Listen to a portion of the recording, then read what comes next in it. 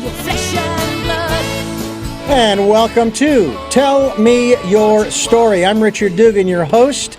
We're bringing you new paradigms for a new world, giving you choices and knowledge of those choices to help make your dreams come true. I'm Richard Dugan, as I said, and we come your way at various times during the week. We've got podcasts, we have a video cast, we have an event we want you to participate in, and if you're able to support us, we'll tell you about that later, because I want to get into our conversation with our guest, who's going to talk to us about how you can boost your immune system, heal your gut, and unlock your mental, emotional, and I love this one, of course, spiritual health. Our guest he's a doctor. He's an MD. His name is Peter Kozlowski, and I want to thank you for joining us here on the program as we shared when we first started talking, all the way from a very sought-after part of our country right now, just because of the scenery, if nothing more, and the lifestyle. Wyoming, the wide open plains of Wyoming. Thank you for being with us. It's actually Bozeman, Montana. Montana. Well, you're close enough. Next door to Wyoming. It's all the same area, okay? Yes, we're connected. Montana and Wyoming and Nebraska, North and South Dakota. I still haven't figured out why they just didn't make it one state and just call it Dakota. Why North and South? But, that's another story for a different show. But it's great to have you with us all the way from Montana. And you shared with us, and I think this is relevant, you shared with me that you moved there from Chicago, getting out of the big city, as it were. Not that there's necessarily anything wrong with the big city. Heck, I was born and raised in Phoenix, Arizona, and as I was growing up, it was the 15th largest city in the country, and 15 ain't that far away from 1. So, and I don't know where they rank now, but needless to say, and part of what we're going to talk about has a little bit to do with that, primarily because of what we have access to. Now, you have a book, it's entitled, let's see, Unfunc Your Gut. It's a functional medicine guide. Let me ask you about that. What kind of medicine are we talking about? The opposite of traditional medicine. There you go. Alternative. We'll call it alternative. Yeah, we can label it alternative. And that covers, and we talk about alternative medicine all of the time. I myself am a Reiki master.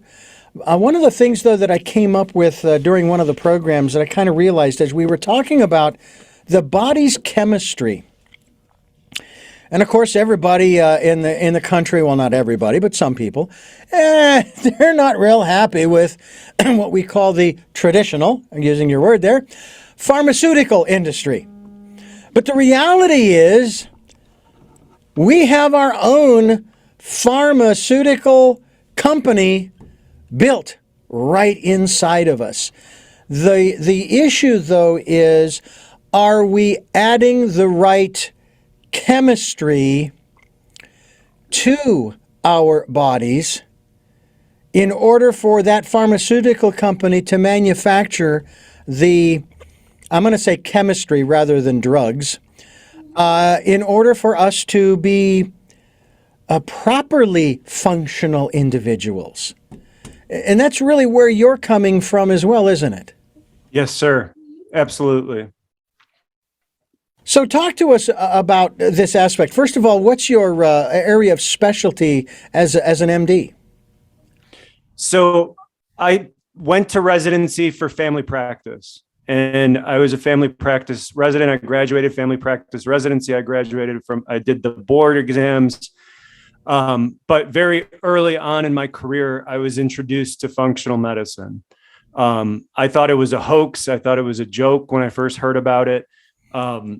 The way it went for me is, as a family practice resident, you train every day with different doctors. You have different attendings who are your mentors, and you learn cardiology, and you deliver babies, and you work with patients in the hospital, and you attend surgeries, and you're learning from all these different people. And we had one doctor that every time he would work in the hospital with us, he would start the hospitalized patient on a multivitamin and vitamin D. And we thought it was a joke. We used to make fun of him. As interns, you're known as doing the scut work, which is putting in all the orders. And we would have to be writing orders for these supplements. And we were like, this is such a waste of time. And then myself, I got sick. I was sick going into it. My disease, just FYI, most physicians that start as an MD and then go to functional medicine, it's because they got sick themselves and couldn't get better. My disease is a mental disease of alcoholism. And I tried to stop drinking when I started residency, and I couldn't. I didn't know how to deal with life. I never thought I had a problem with alcohol because I was extremely successful in meeting all my priorities. But on my free time, I couldn't get it under control.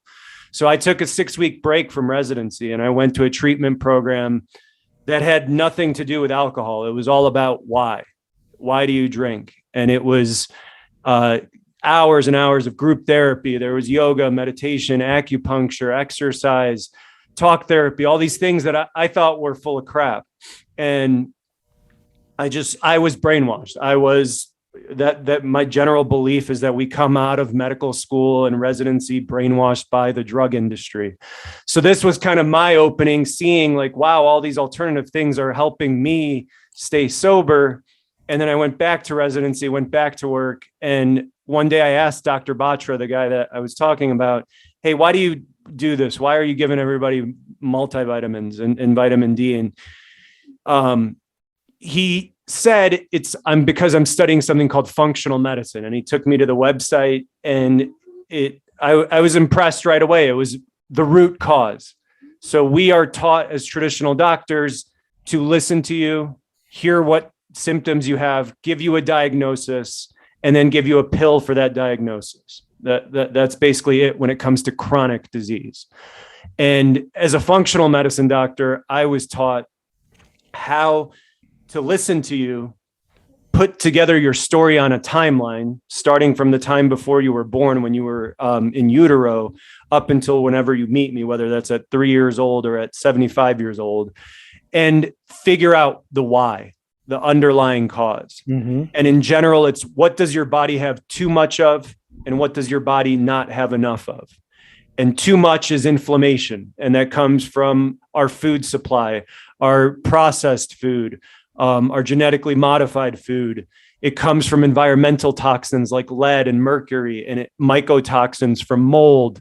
What do you not have enough of? Not enough self-care, not enough self-love, not enough nutrition, not enough thyroid, not enough progesterone, not enough testosterone. And so we do testing, typically after an initial visit with me. So we do a bunch of testing, and we look for the imbalances. And through healing the imbalances, we help the person heal the disease. And for a lot of people, it sounds nuts that, when they come to me for eczema, and the first thing I start talking to them is about their gut health, they're very confused frequently. It's like, well, I'm here for my skin issues. Like, why are you talking about my gut? And Hippocrates said it 3,000 years ago. He said, all disease begins in the gut. He knew that before we knew everything that we know now. And basically everything we've done since he said that is destroy our guts. Mm-hmm. And that's part of the reason why chronic disease is skyrocketing. I would say also that one of the other culprits in this dynamic is nowadays is the internet. Because you can come up with, let's just say I have a hangnail. Oh, God, it's got to be something more than that. So I go on the internet and I start looking up everything to do with what causes it, and all of a sudden we have hypochondriacs all over the place because they think they have this and that and the other thing. That's the first chapter of my book. Yeah. Is basically kind of making fun of what you can convince yourself within a matter of minutes of being on the internet. Yeah. Well, and I agree with, and I do propagate this quote by one of our great presidents in history who said, Abraham Lincoln said, "Don't trust anything you read on the internet." So you'll find that on the internet too. But I find this fascinating that I've shared this with folks on the program before, and I will share it with you now since you've not heard it, and I'll keep it brief, ladies and gentlemen who've heard it before. In the summer of 2021, 2020, in the summer of 2020, I was diagnosed late July with type 2 diabetes. Now, years before, on occasion, I would get my blood work back and I would be pre-diabetic. Mm-hmm. No big deal. Don't, gotta go crazy or anything. Just, maybe, back off a little bit on the sugars, what have you. But there I was. Richard, you have type 2 diabetes. Boom. Now, the first symptom that I was aware of, but didn't put it together right away, was I was drinking a lot of water and peeing a lot, ladies and gentlemen. My wife says, we're going to go see your doctor. Get in there right away. So we did. And my A1C was 11.2. Wow. Yeah. And he said that your average blood sugar reading per day was between 275 and 300. Now, my understanding from the research that I've done since is that you want to have it anywhere between, and it's going to fluctuate, between 80 and 120. 130 is still okay. But that's and that's a big range. It's huge. Mm-hmm. But just like blood pressure, blood sugar fluctuates as you go through your days and weeks and months. But the A1C reading tracks goes back 3 months, I believe, something like that. After I got over the initial shock, the doc says, well, Richard, it's going to be a long journey for you. And he told me this story about one of his patients who was able to bring his A1C down, his blood sugar down to, his A1C down to, what was it, like 6, 7.5 or 6.9 or something like that. It did it in 6 months. Now, I knew how I had gotten there. It was a pandemic. What did everybody go to when they were told to be locked down? They went to comfort foods. And what do comfort foods have? Sugar and carbs, which of course turn into sugar. I said, no, doc, it's not. It's not going to take me long. So I was diagnosed on the 24th of July, 2020. Mm-hmm. My blood sugar, having a meter now to check every so while, I was told to check maybe once or twice a day initially. I went down to once a day and so forth. By mid-September, I was down to normal. Mid-September. Good for you. October 31st, or it might have been November 1st, I went in for my blood work and check and everything. Normal, 5.7 A1C. The following February, another check, 5.7. I've got another one coming up, 2022 in September, and I'm sure it's going to be normal too. Now, you want to ask you a question? Yes, sir. Did your doctor over these months that you're talking about since the diagnosis or the years leading up to it, was he ever monitoring your fasting insulin levels? To the best of my knowledge, no, I don't believe so. It's not a standard of care in the traditional medicine model. And that kind of brings up the point that we're a reactive society, right? We wait till something goes wrong and then we try to fix it. Mm-hmm. When I'm working with my patients, one of the tests that I like to run on people regularly is fasting insulin. Because what is type 2 diabetes? It is when your insulin stops working. So what starts happening before type 2 diabetes? Your insulin starts going up. So a normal range is typically between 2 and like 19.5 on a fasting insulin test. And I like to keep my patients in a range between 2 and 5 as a I call it like a pre-diabetes marker. Mm-hmm. And I don't understand really why it's standard of care. In general, usually when I can't figure out why we don't do something in regular medicine, it's usually because there's not a medication to treat it. Mm-hmm. And if you were in pre-diabetes, they wouldn't put you on a medication. So I don't think they would know what to do with you. But that would be an interesting. I would personally ask if he could start monitoring your fasting insulin with your A1C, so you can see how high it is. Because when it starts going too high, you're on your way to high blood sugars. Well, I will tell you that there was one major factor that played into this. Now, we went back, my wife and I went back to, I will call it the diet, the way we ate prior to the pandemic. That was the first thing. But the biggest change that I have made, and thus far to this day and this conversation we are having, the 23rd of July was the last time I had a soda, a soft drink. Okay? It was the last time. Now, I used to consume them when I was bicycling everywhere, which is how I got around back in Phoenix. And I delivered newspapers and then in high school, and then I bicycled to and from work and all this kind of stuff. And I actually built a cup holder on my bicycle to hold one of those 32-ounce big gulp things.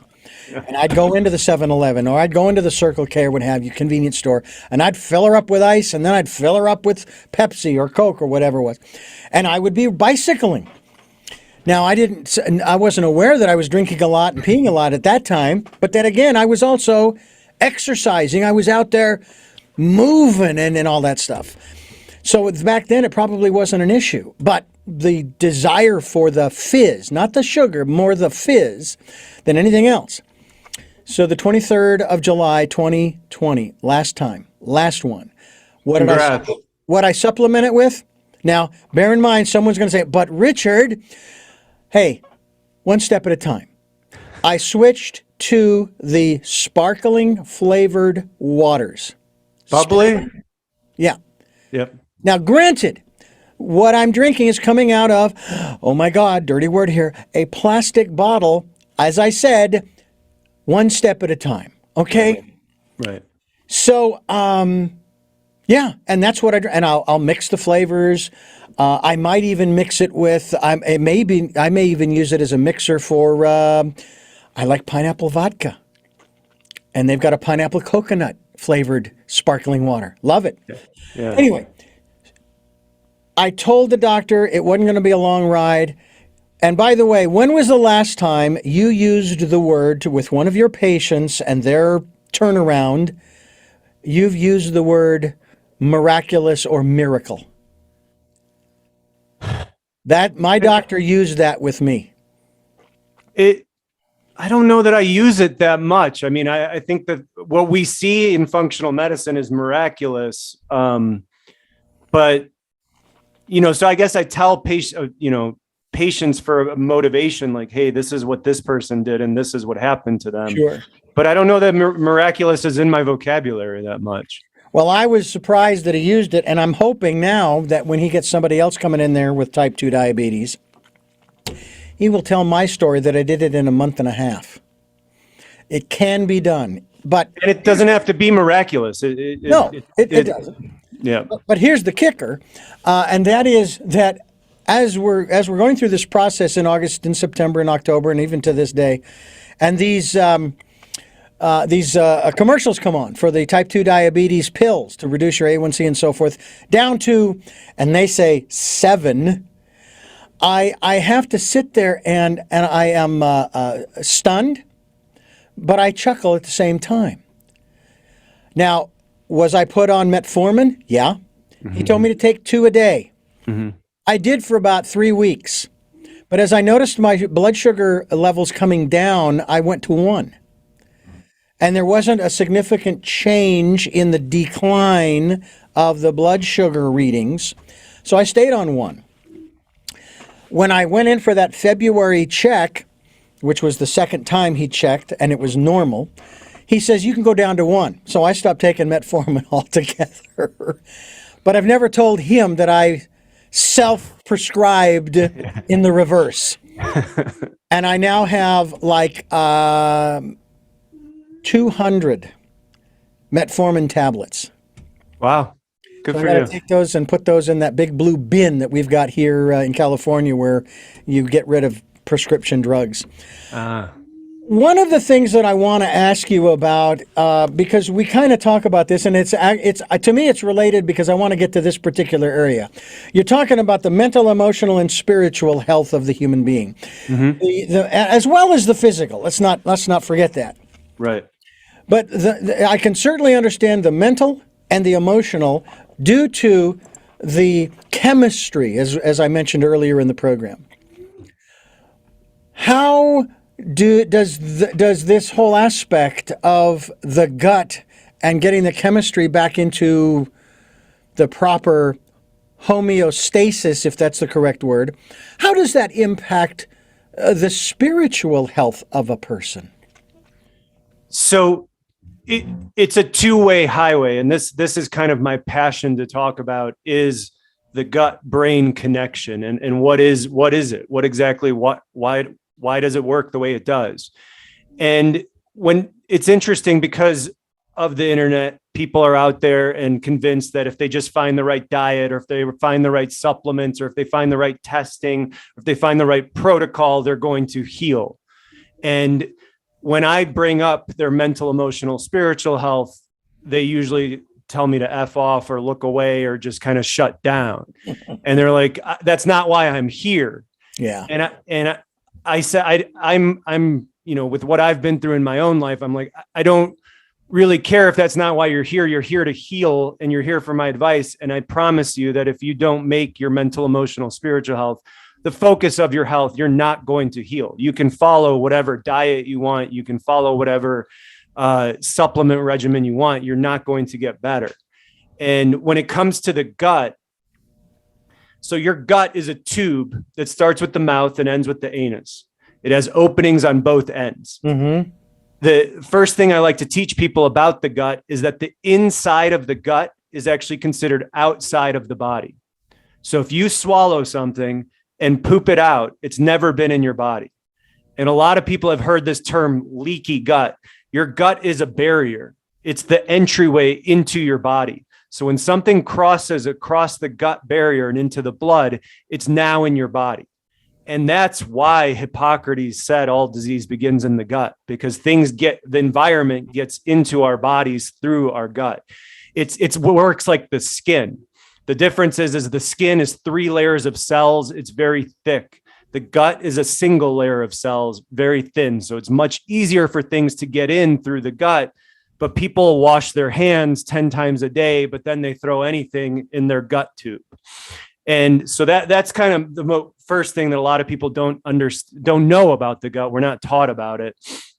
But that tube that we're talking about is surrounded by a nervous system called the enteric nervous system.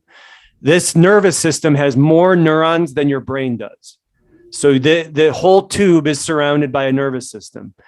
That nervous system, the enteric of your gut, is connected to your brain by your vagus nerve. We have 12 cranial nerves. They all do different things. Cranial nerve number 10 is called your vagus nerve. And the vagus nerve is what I tell people is the key to your gut health. Why? So there is a two-way street. The brain sends information down the vagus nerve to the gut, and then the gut sends information back up the vagus nerve to the brain. And so there's this constant communication. Your vagus nerve runs on what is called your autonomic nervous system, which means automatic. It is basically how we have gone through evolution. There's the sympathetic response and the parasympathetic response. You don't think about your autonomic nervous system. It's just happening in the background. Well, sympathetic response was designed when you're out in the mountains and you see a grizzly bear. The blood and energy go to your brain and muscles to figure out how to survive, right? You're in a life or death situation and your body has adapted to help you survive. If you do survive and you're sitting there eating, you're in parasympathetic response. The blood and energy go to your gut. When the sympathetic nervous system is activated, the signals that our brain tells our gut is, hey, don't make stomach acid. Don't digest your food. Hey, don't keep a tight gut lining. So your gut lining can get leaky and then toxins can get in. And then the other thing that happens that we talk about the most is your microbiome. All of us have 3 to 5 pounds of bacteria growing inside of us. Your microbiome is shut down by being stressed out, right?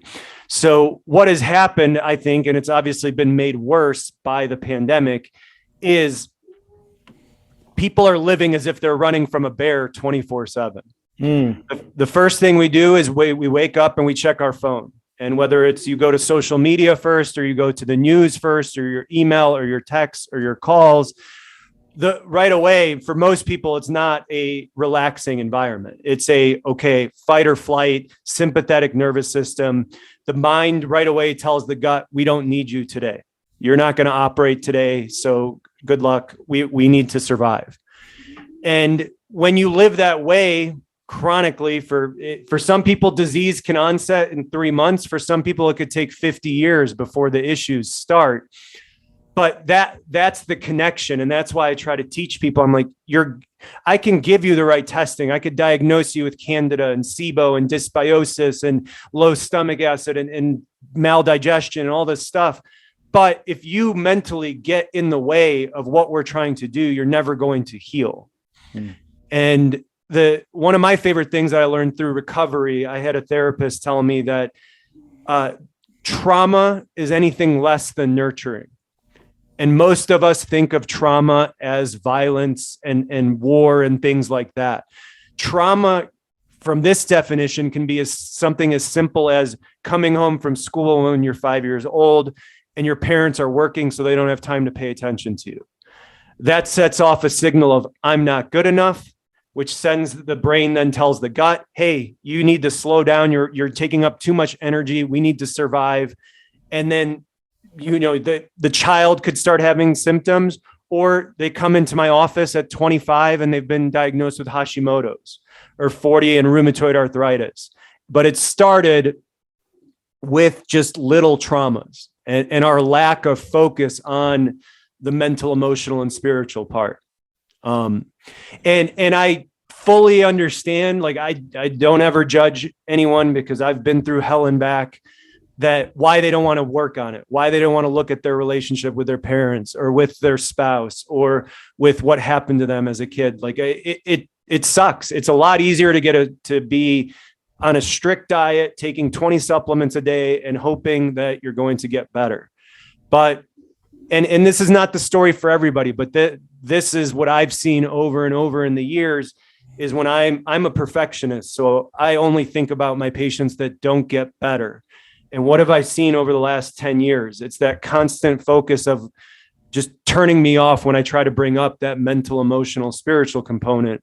So that's why I try to teach people the science behind it, because for me, when I can make sense of things, I can then work on them. And so when someone understands the vagus nerve, the connection between the brain and the gut, it can allow them to start thinking like, okay, maybe I do need to do more than diet or supplements to heal my chronic disease.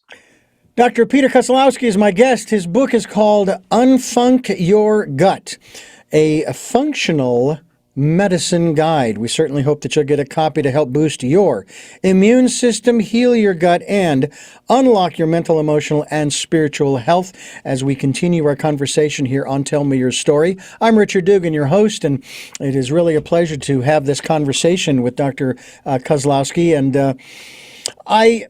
as you're talking about all of these aspects, and certainly every individual is different.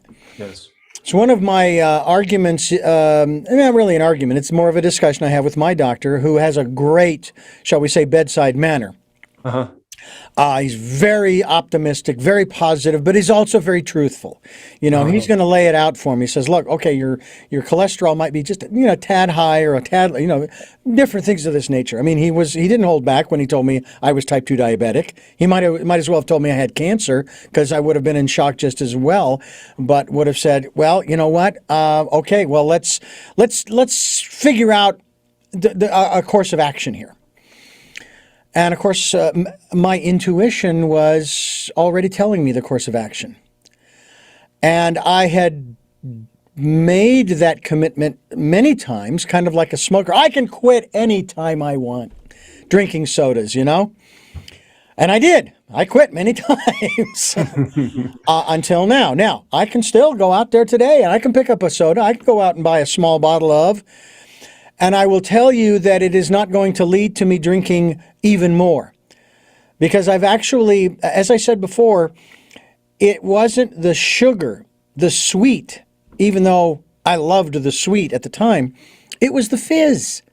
I liked that fizziness in the mouth. There was something about that. And someone said to me, well, but Richard, do you understand that the nitrogen, blah, blah, blah, blah, blah. And I was like, hey, look, one step at a time, please, just stop it. But as I said, we're all individuals. Yes. We're all different. I've been diagnosed for many years, primarily since I moved to California, to Santa Barbara, with high blood pressure. And my mother says, well, Richard, it runs in the family. And I'm going, okay, it may run in the family, but that doesn't mean that I have to keep it. Now, am I taking the medications required? Yes, because the alternative at present is if I don't, and my blood pressure, I've had a high blood pressure of 184 over 120 or something like that. Mm-hmm. And of course, my wife says, you're in the stroke zone. Mm-hmm. And I've seen people, I've met people who've had strokes and they didn't fully recover. And I'm thinking, man, I don't, for the time being, this is what I'm going to do. All right. But you mentioned something that I think many of our programmers, many of our guests who talk about health refer to as sort of the root cause of, I'll say, 99% of all that ails us as a society as well as individuals is inflammation. Yes. And they think that it only happens on the outside. When you gain weight, you don't gain weight just on the outside. You gain it on the inside too. And so when you get inflammation, you're compressing nerves, you're compressing veins and arteries, you're compressing every aspect of your body with that pressure, with that inflammation.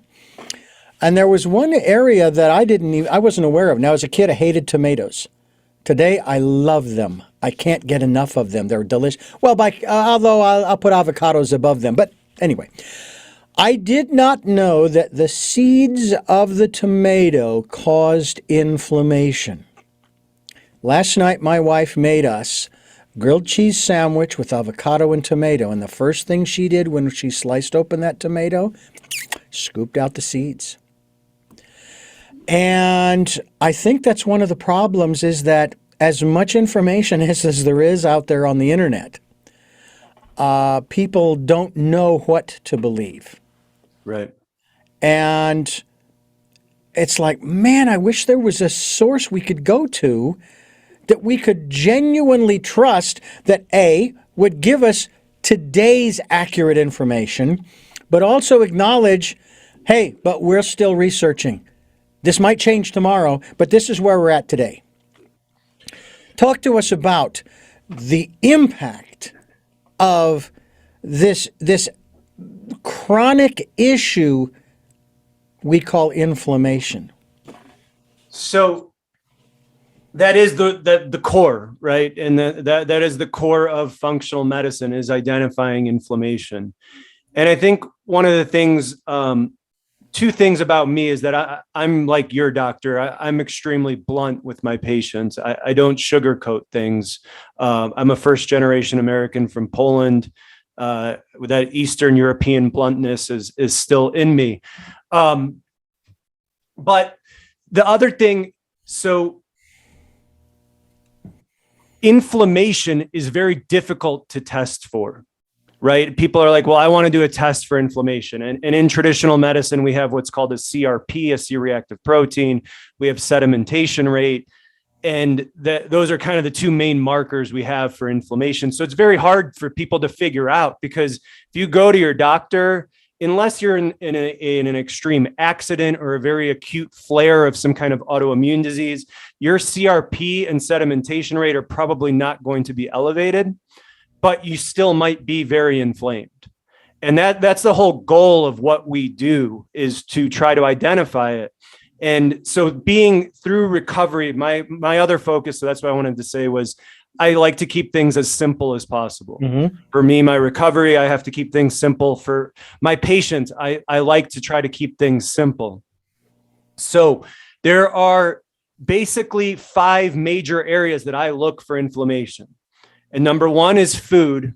And I look at food sensitivities, which is something I talk about quite a bit in the book and give recipes for, and to figure all that out. Number 2 is your gut health, because your gut can be very inflamed, but you don't have symptoms of it. So someone can have an inflamed gut, but they don't have bloating and IBS and constipation and diarrhea. But that doesn't mean that there's not some bad bacteria growing in your gut or you're not digesting. The number 3 area that I would look is environmental toxins. And like I said earlier, the main ones that I find: heavy metals, mold. Then there's things like glyphosate and the styrenes and the organophosphates, insecticides. We can test your body for all those levels. The 4th area is hormone. Hormone imbalances don't so much create inflammation. They're a product of inflammation. Chronic inflammation will damage your hormones. And then the 5th one is the mental, emotional, spiritual part. And that causes the release of cortisol. And cortisol is one of the 2 hormones that you don't want elevated in your body, because it causes blood sugar to rise and then everything falls apart. So to keep things very simple, those are the 5 areas that I look for inflammation. So if somebody's asking me, do I have inflammation?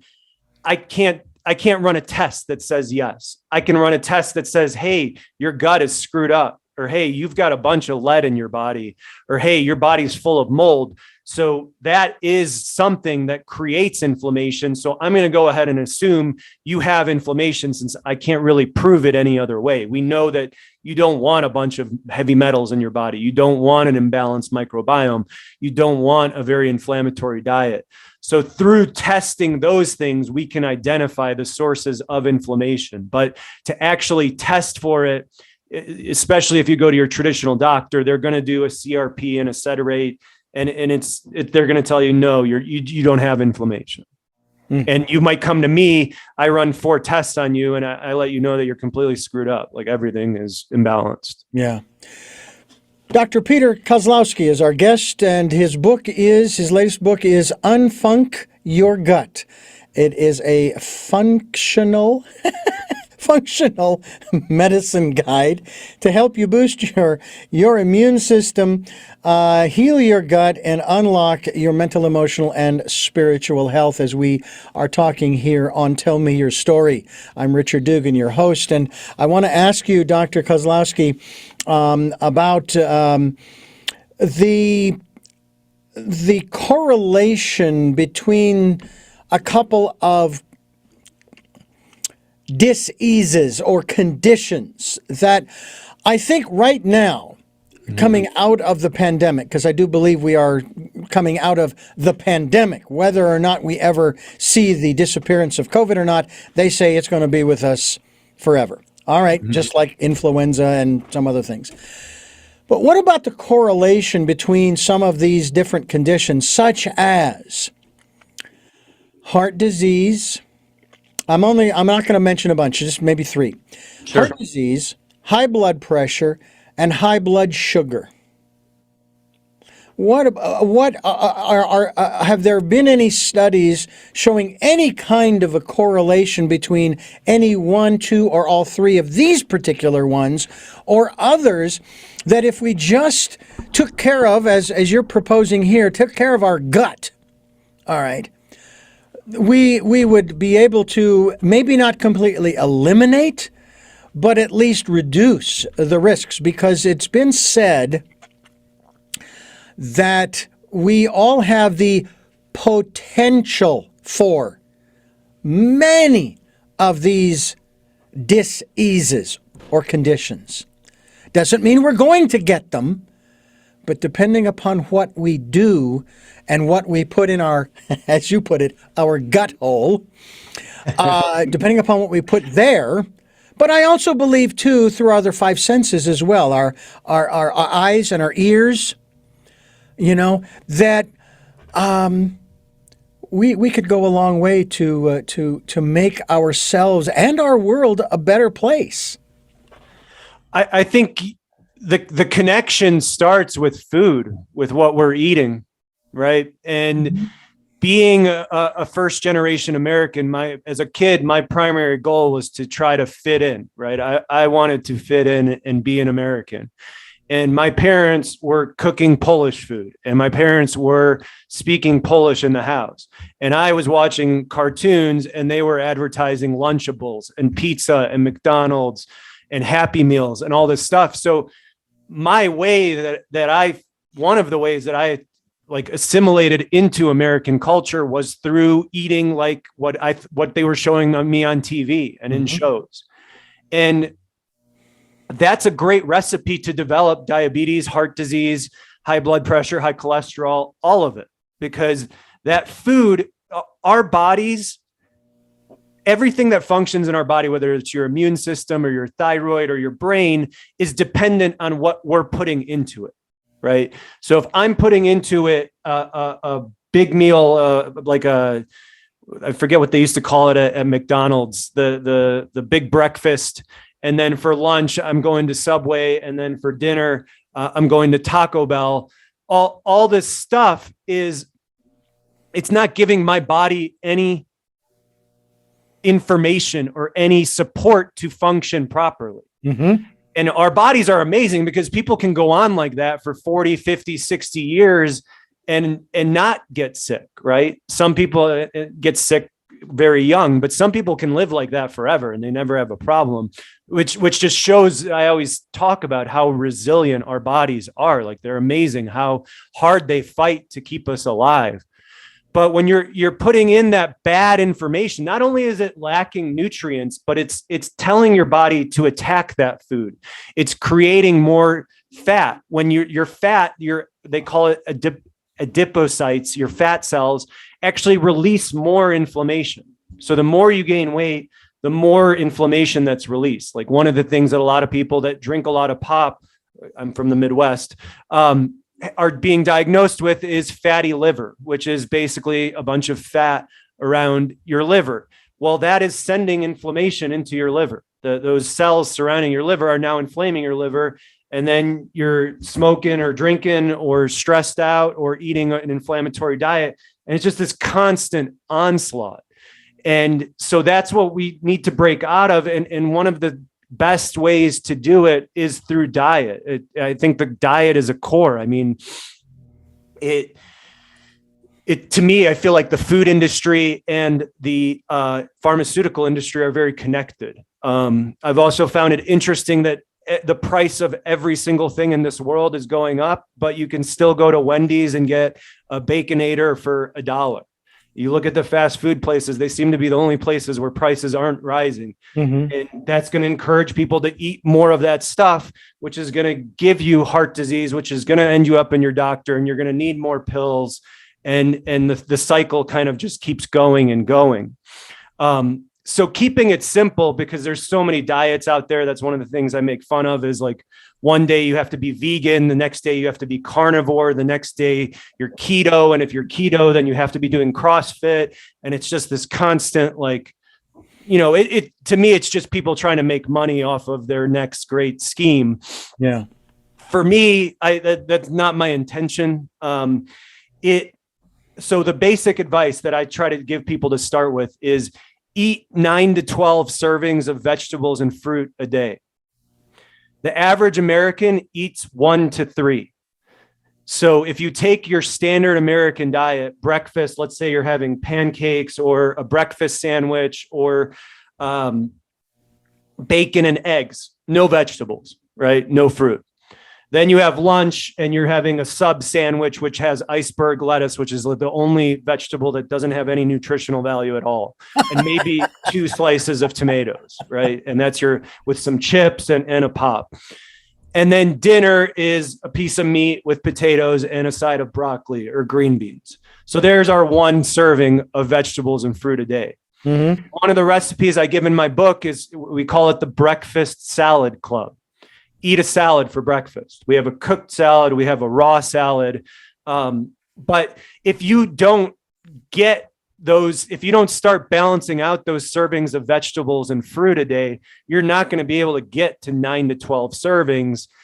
But the bigger point of it is why it works is when you're eating that many vegetables and fruit, you don't have room for the other junk, right? There's not like you're full because you're eating so much of healthy things that are supporting your body. So it's very simple, but it's very different than the way we're taught to eat in America. It's very interesting how this whole health issue is it's one of the things that is absolutely consuming us. And I'm not a conspiracy theorist, but I will say that the coincidences are unmistakable, that you certainly could read into it, conspiracy. And I look at it this way. And of course, we've been eating and living the way we've been living for decades. Okay. So we have a pandemic that's called. All right, everybody, stay at home. If you have to go out, just send one person, wear a mask, da-da-da-da-da. And again, we go to the comfort foods, whether it's at the fast food restaurant or at the grocery store, where I was always told, shop from the ends of the store or the back of the store. Don't shop in the middle because that's where all the processed stuff is. Exactly. Well, our society has already been diagnosed as obese, which means that they're already eating the wrong things.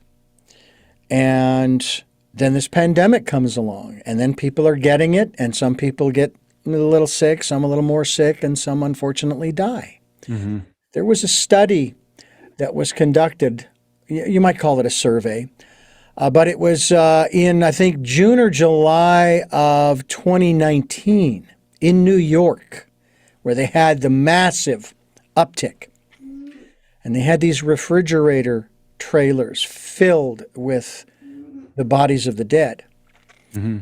And what they did was they went through the records to find out how many of these people died from underlying conditions that you could put it this way, that the virus took advantage of. So they didn't actually die of the virus, they died of the underlying condition. And it turns out 99% of those people who were in those refrigerator cars died from underlying conditions such as high blood pressure, diabetes, heart disease, and so forth.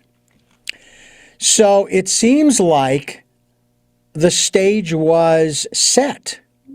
It's almost as if it were intentional to sort of cull the population. We've lost 1 million human beings in the United States alone. 1 million people. And of course, now there are a lot of people who are, they're up in arms. We're not going to do anything more. That's it. We're done. I don't care if the pandemic's still on. I'm going to do what I'm going to do, and so on and so forth. And I don't blame them for being upset. I'm no fan of putting a mask on. I have to fly to Phoenix.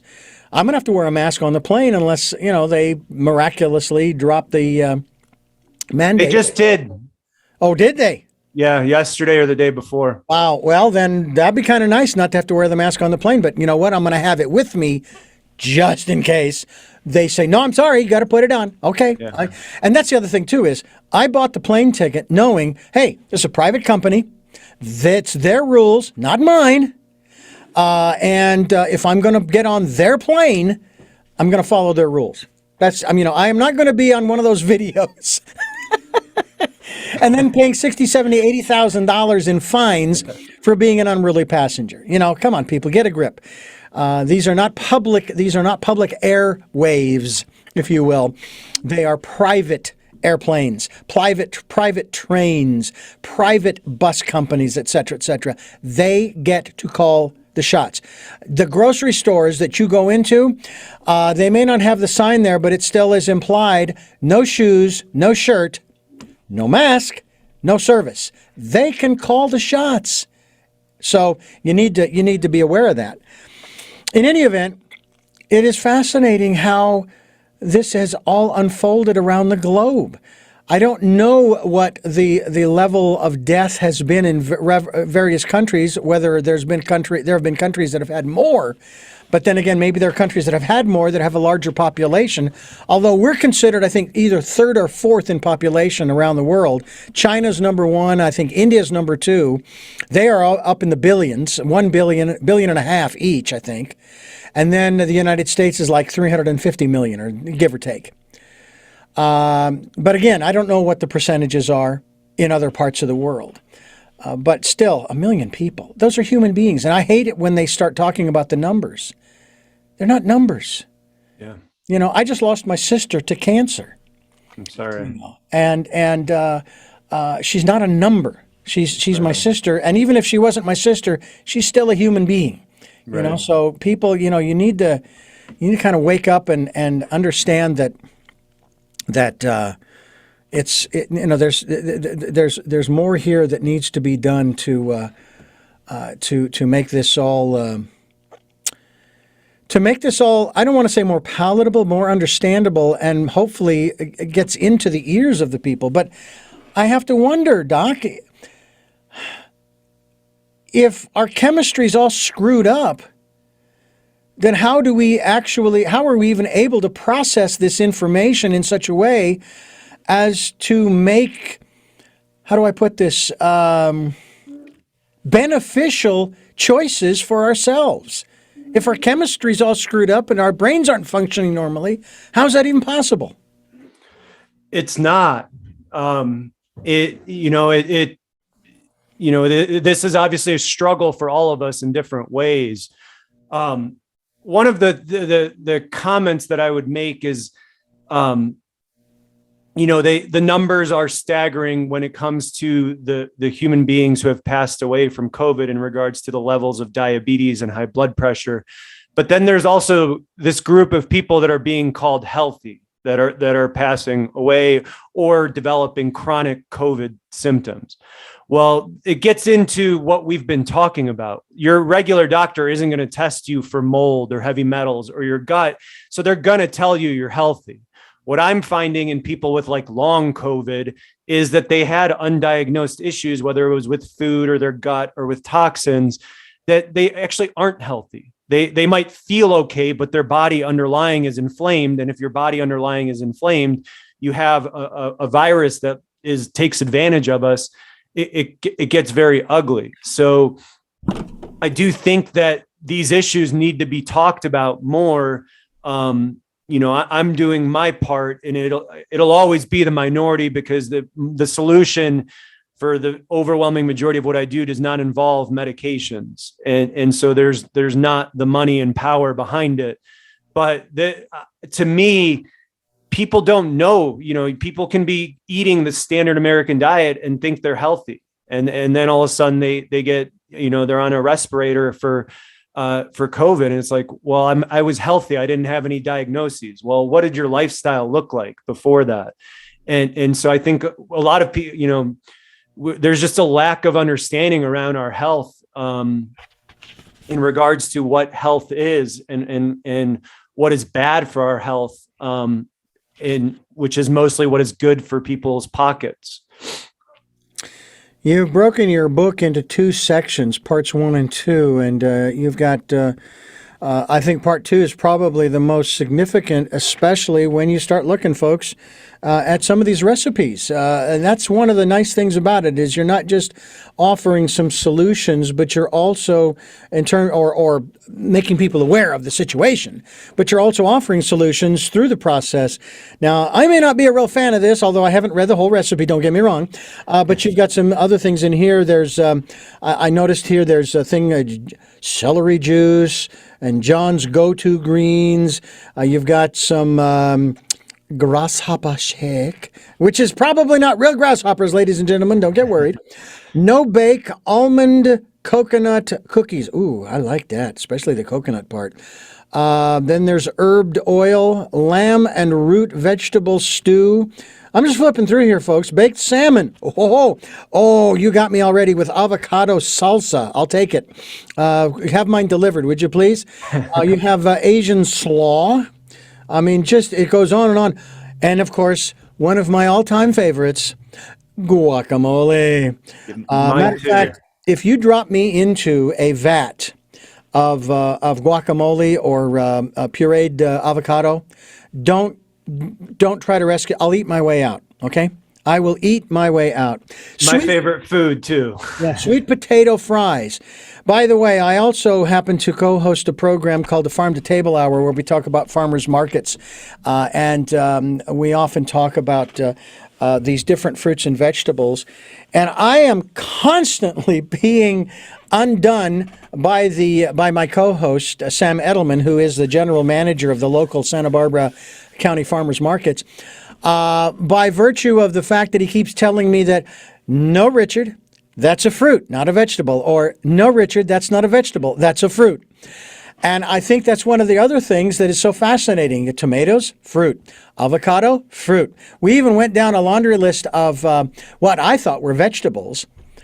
And I thought, wouldn't that be interesting if I got a zucchini, a cucumber, a tomato, and an avocado? I sliced them all up, put them in a bowl, and put them in front of my family and said, here's your fruit salad. And I would be 100% accurate, and they would look at me like I was some kind of a nutball. Yeah, for sure. And so you start to wonder if we don't even know what it is that we're eating. You were talking about having what was it? 9 servings of what, fruits and or vegetables? Yes. If I want to do fruits, okay, tomatoes, avocados, zucchini, cucumber. Okay, I got my fruit. Perfect. But again, it's like, well, it might double as both. Because I thought they were vegetables. But it's fascinating what we don't know about what we're eating. I think it's even more fascinating about the stuff that in packages that we're putting together, that we're putting in our mouths, or the stuff we pick up from these fast food places. Like you go and order a hamburger and it doesn't actually even have any beef in it. It's shocking. I mean, at least for me, like if I look at something that came out of the earth, then I don't particularly care if it's a fruit or a vegetable. It's going to be better that something that came out of a deep fryer at my local fast food place. Well, we're talking with Dr. Peter Kozlowski and his book. There's a website that goes along with all of this, isn't there? My website is doc-koz.com, doc-koz.com. And there's a link to get my book there. We will be linked to that website, Doc, so that people can go there, whether they're listening to the podcast or they're watching the video cast. We encourage people to do that. And we certainly encourage people to pick up a copy of Unfunc, F-U-N-C, Unfunc Your Gut. Again, it is a functional medicine guide. This is also the winner of the International Book Award. I'm trying to read the .com there, but man, they made it small. But congratulations on that. This is something that obviously it helps, but it does not increase or decrease the importance of the information that you are trying to impart to people. And I've associated with a number of people down through the years. I remember back in the 80s, a chiropractor by the name of Ken Anderson. He became a good friend. Sadly, he ended up getting arrested because he went down to Mexico to get, I think it was, what was it? It was a concoction supposedly to help cancer that came from, was it apricot seeds, something like that? But it was not legal in the United States. Yeah. And so he got caught up in that whole mess, trying to help people to deal with their cancers, with their conditions. And I remember, I still talk about a sweet tooth. I love Snickers bars. And he's in the studio. We have a glass between us, and he's talking about all of those good things that are good for you that you should be eating. To which I flash up my Snickers bar, and he says, "No, Richard." On the air, he says, "No, Richard. Snickers is not one of the things that you should be eating, but it has nuts in it." And it's like, well, you're nuts. So it's really important for us. Let me ask you, going back to the spiritual aspect, Dr. Kozlowski. How important, as a doctor, but also as a human being who is trying to better his health as well, how important is our intuition in this process? Huge. That's I always tell my patients. I tell them, you're going to tell me what's wrong with me. You know what's wrong with me, with you. So the intuition the person knows, right? Whether it's a parent bringing in their child or just themselves bringing in themselves, the person always has the answer. For me, it's just helping them bring it out. But I really do believe that as a physician, our patients know what is wrong with them. They just need a little help figuring it out, bringing it out. So I do think intuition is a huge thing. And then it gets back to like the gut brain connection and the gut feeling. Like when your gut is not feeling good about something, it's telling your brain that. And a lot of times we'll power through it and still go through with whatever that decision is that we want to make. But for a lot of times you feel it in your gut, and it's like, man, I shouldn't be doing this, but the brain will override it and be like, screw it, we're going to do this. And then you end up in a bad spot. So I do believe that intuition is a huge part of it. It's almost, this is what flashed in my mind. It's almost a comparison. It's a horrible comparison, but I'm going to make it to jumping out of an airplane without a parachute, expecting to survive. Now, granted, everything up to, but not including the stop is just fine. You got a little breeze going. That's fine. But the only problem is that when you stop, it's all over. It really is over. And it's almost as if that's what we have done with our health and well-being. We're doing curative rather than preventative, rather than wellness caring. Do you see the medical profession, has it made the turn yet, or is it beginning to make the turn in that regard? No. And I think even my practice is a great example. And to me, functional medicine should be preventative medicine. When I go around speaking, I'll get the question of like, hey, I'm healthy, I feel good, why should I see you? That's when you should see me. What 99% of my practice is people that have been to Mayo Clinic and Cleveland Clinic and all their local university hospitals, and they're just not getting better. They're on 3, 4, 5 meds. And it's like, screw it, I'm going to try this alternative because I don't have any other choice. But it's so 99% of what I do is help people reverse chronic disease. But really 99% of what I should be doing is to help prevent people from getting sick.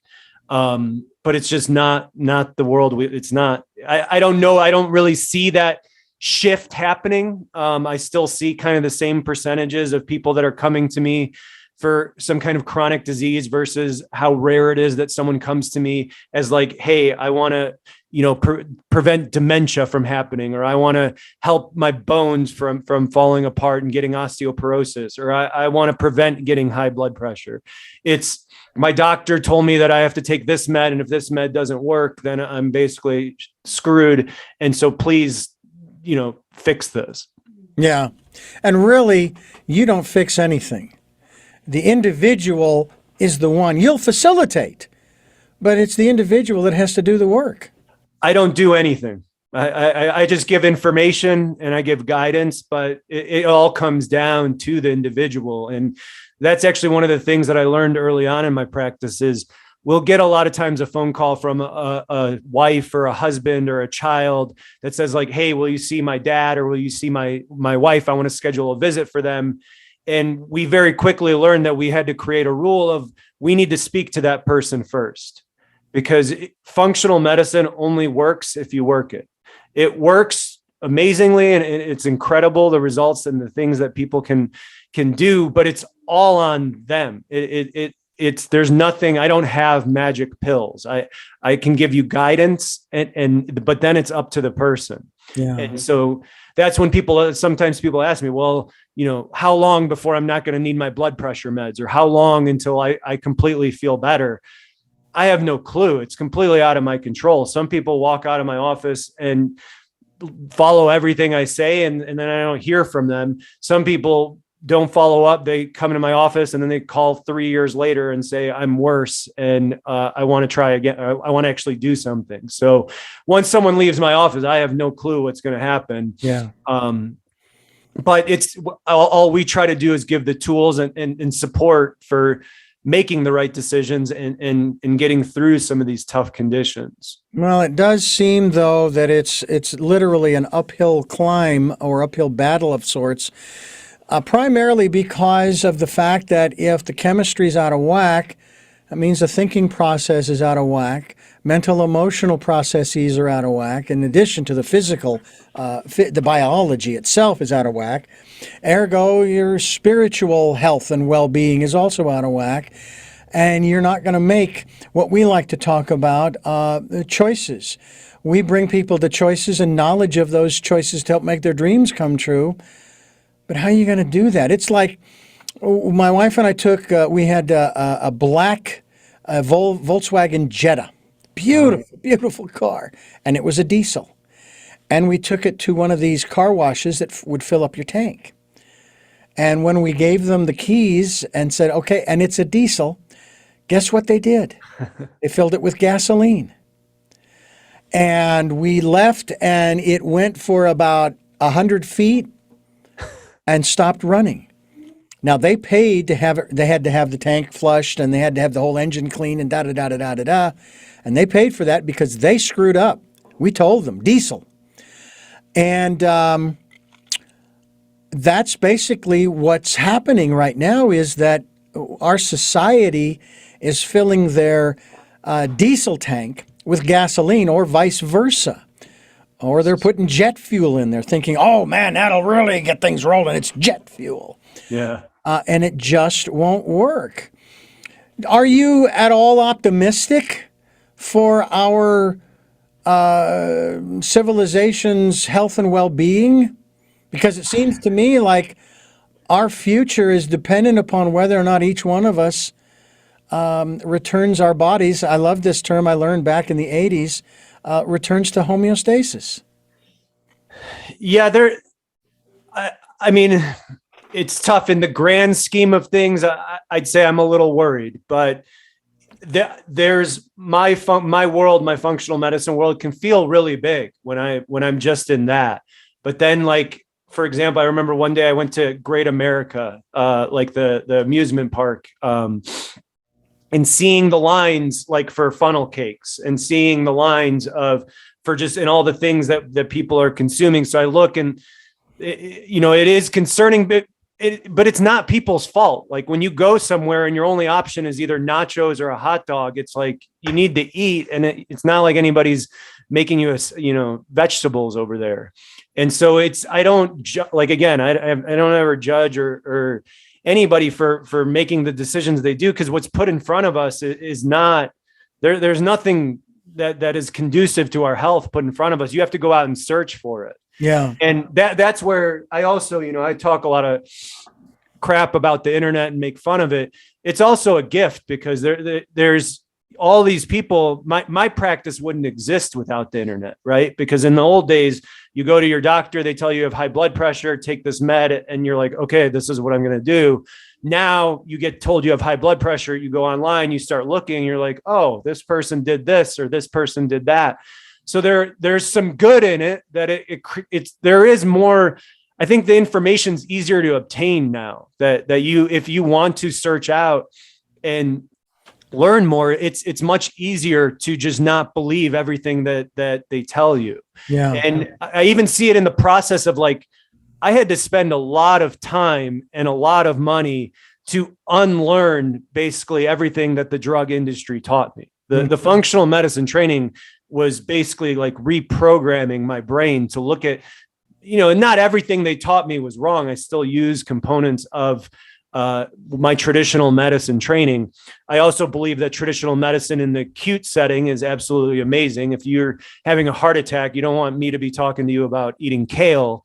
You want a surgeon to open up your arteries. Mm-hmm. But when it comes to the chronic disease, which is what most people are dealing with, it's a disaster out there, and everything that we're being fed through traditional means is it's not beneficial. And so you do have to do that search, but luckily that if you do decide to do that, that search becomes, it's easier. You can find the information now, you can find the support, you can find other people that are going through what you're going through and found an alternative way to heal.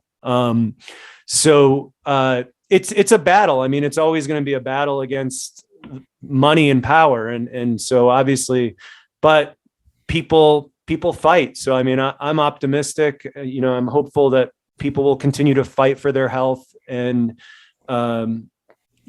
just learn more, not just believe everything you're told all the time, and consider alternative viewpoints. Unfunc your gut. Dr. Peter Kozlowski is my guest here on Tell Me Your Story. I'm Richard Dugan, your host, and we have been talking about what you put down as Dr. Kozlowski, Peter Kozlowski, has shared with us what you put down that gut hole. I like that, actually, is what is going to make the biggest difference. I've said it before, and I will continue to promote what he's saying, in my own words, of course, that if you don't put the right elements into the body to help facilitate the chemical compositions that are needed for the functioning of the human body will stop functioning. And it's just like your car example that exactly. we're filling our bodies with gasoline when they need diesel. Yeah. And by the way, diesel actually is, I'm not going to say it's more efficient or anything. What I do know about diesel versus gasoline, it doesn't burn as hot. They don't have, from what I understand, a gasoline engine has spark plugs, but a diesel engine has glow plugs. A difference, you know. I don't know the whole thing about it. I often say that the guy who invented the carburetor had way too much time on his hands. Anyway, and this is going back to the 50s and 60s, when they had the carburetor. We have, this is an interesting conversation, and we want you to go to doc-koz, C-O-Z, DOC-COZ. KOZ. What am I saying? DOC-KOZ.com. Listen to that man, ladies and gentlemen. Listen to him. doc-koz.com will be linked. It'll be spelled correctly, I promise you. We want you to go to his website to find out more about the work that he is doing, and maybe you can connect with him and get some assistance, some support, some guidance as well. Definitely, if you can, get a copy of his book, Unfunc Your Gut. It's a functional medicine. We hope that you will go to his website and do all of that thing for your physical, mental, emotional, and your spiritual health as well, as we continue here on Tell Me Your Story. I'm Richard Dugan, your host, and Dr. Kozlowski, I want to thank you so much, Peter, for being with us here on the program. I wish we had more time to converse, and maybe we can get you back here, because one of the other areas I'd love to discuss with you, in addition to others, is the whole cyclical aspects of growing seasons, and why it's important to not just rotate the crops in the field, but rotate the crops going into your gut hole. And I would love for us to talk about that, because there's a reason why, if you want to call it grand design or God or whatever, set it up this way, because that's the way our bodies are like giant filters. And as you go through the seasons, you're not supposed to have bananas 365. You're not supposed to have broccoli 365 or tomatoes or apples or whatever it is. They come and they go, and you should change with the season. So we'll talk about that another time, but I thank you so much for sharing with us here today. I really enjoyed this. Thank you very much for having me. I have three final questions that I do want to ask you. I ask all of my guests, Uh-oh. and you may have touched upon them during the program, but I like to ask the questions directly. But before I do ask you these questions, I want to let you, the listener and the viewer, know that you're listening to and watching Tell Me Your Story, New Paradigms for a New World, as we give you choices and knowledge of those choices to help make your dreams come true. We're here on Sundays at 7 a.m. and 7 p.m., Monday mornings at 1 a.m., and we are also on Wednesdays at 9 a.m. for a special edition of Tell Me Your Story, where we stream live at those times at richarddugan.com. We have podcasts at SoundCloud, iTunes, TuneIn Radio, Spotify, Stitcher Player, FM, Blueberry, iHeartRadio, Amazon Music, and many other locations. We are on YouTube, where you can watch these interviews, and we will be linked, as I said before, to Dr. Peter Kozlowski's website, which is oh my Lord, I can't believe I'm doing this. See, my chemistry's all screwed up, which means I'm not eating right? I think that's where that goes. By the way, side note, I heard from someone that Viagra and similar products actually are supposed to be helpful in reducing the potential effects of Alzheimer's. Now, I don't know if that's true or not, but I'd heard some, and they were being flat out serious. They really were. They were being very serious about it. And I thought, they cause more blood to flow, which would cause more oxygen to get to the brain. That could potentially be an anti-inflammatory thing if your vessels are constricted. I could, again, I try to make sense of things, and that doesn't sound too crazy to me. Yeah. Well, I'm all for that, but back to the fact that we are here, podcasts, videocasts, and we also encourage you to participate in the Decade of Perfect Vision, the 2020s, where we ask you to go within and listen to that still small voice. It will also guide you. Dr. Peter Kozlowski will guide you too if you want to connect with him. But I'll tell you, perfect vision, you're going to get it from your inner voice, that inner guidance, if you will. That's where it is. And it's also good to just kind of stop and relax and calm yourself, reduce the stress. That'll help as well in terms of your overall well-being. And then if you'd like to, and you find these programs interesting, informative, they resonate with you, and you'd like to be a part of what we're doing, we have a PayPal account. It's for your security as well as ours. If you'd like to support the work we're doing financially, we would greatly appreciate that. And thank you to those who have and to those who will help us out financially. Thank you very much. We greatly appreciate it. With that, I want to ask you, our guest here on the program, the first of three questions. Who is Peter Kozlowski? I would say a recovering addict, a husband, a dad to two amazing bulldogs, and someone who's just trying to be out there helping people. Doing my best, one day at a time. What is it that you hope to or want to achieve through the work that you are doing now? I think our greatest job as physicians is as educators, right? And nobody taught me the stuff that I learned through functional medicine and in traditional medicine. And I don't think that's fair. And so if I'm not learning it going through medical school, the regular person watching TV is not learning it either. So I just want people to think about their health in a different way, or just even think about it at all. And just give people share what worked for me, right? Like my life, has turned around and magical things have happened. I've seen magical things happen with so many patients, and I just don't feel like that information's out there enough. So my goal would be is just to keep spreading it. Mm. And finally, what is your life's purpose? I think to be a good husband to my wife, and just live with God. Well, Dr. Peter Kozlowski, I want to thank you again for joining us here on the program. The information that you have available here on this program, as well as your website, and of course your book, Unfunc Your Gut. We hope people will get a copy of it and find out more about the work that you are doing and get involved in their own health and well-being. And again, thank you so much for being with us. Thank you. I'm Richard Dugan. This has been Tell Me Your Story, New Paradigms for a New World, where we're giving you choices and knowledge of those choices to help make your dreams come true. I think this really applies here where we are looking for those new ways of living. All you have to do is look around. The old ways don't work. It's time to look into some new ways of living. Until our next broadcast, podcast, videocast. Love to Lal and Jeanette. I'll be listening.